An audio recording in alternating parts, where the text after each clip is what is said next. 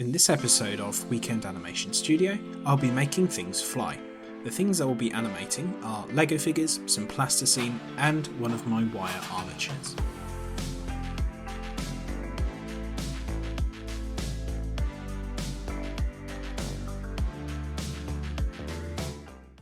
In order to make these things fly, I'll be using a process called rig removal. This is where animators use rigs to hold up puppets or objects while shooting and then remove them in post-production. The rigs I'll be using for this exercise will be one of my homemade rigs that I made from taking apart a soldering stand, and a smaller rig made out of a lump of plasticine and some armature wire. I will be using DaVinci Resolve for the post-production work. I started off by improving my rig. I got some KNS bar and glued it to the end of the rig. This allows it to be more universal and modular, as KNS is a standard when it comes to rigging. Even my armatures have KNS rigging points, which I will use later.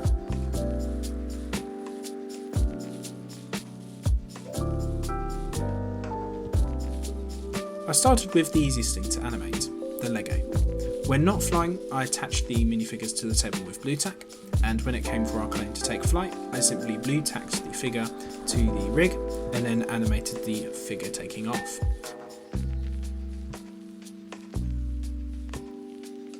Using the onion skin feature in Dragon Frame was very helpful at keeping the figure lined up with where it was in previous frames, as this has been something I have struggled with when I have done this previously. Afterwards, I took a clean plate so I would be able to have a frame I could use to help remove the rigs in post-production. Next, I animated the plasticine and the wire armature. I built this armature for a project that fell through a couple years ago, and it has since become my testing armature. It has a KNS rigging point on its hip, as I mentioned earlier, which is what I will be attaching the rig to. As for the plasticine, I'll be using a rig made out of wire and plasticine, as the plasticine I'll be animating isn't too big or heavy. Once again, the onion skin and playback tools in Dragon Frame were very useful for this shot.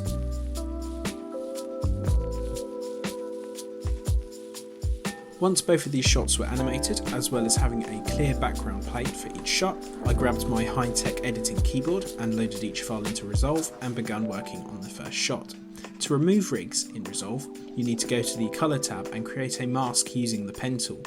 I then went through each shot frame by frame and adjusted the mask to cover the rig in each shot, being careful not to go over the characters. When shooting anything with rigs, it is important not to put the rig in front of the camera and rig it from the side, not facing the camera.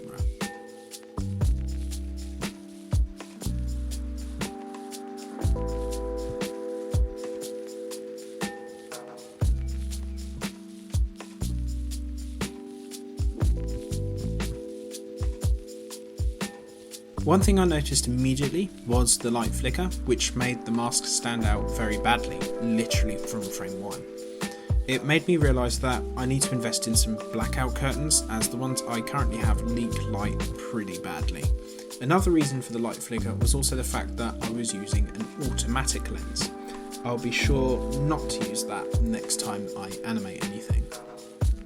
So, while I was able to remove the rigs from the shot, we can, however, clearly see that something has been removed in the final edit, which definitely does spoil the shot.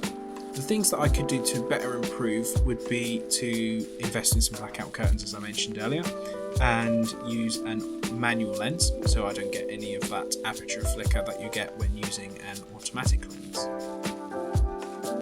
Thank you very much for watching. I hope you enjoyed the series.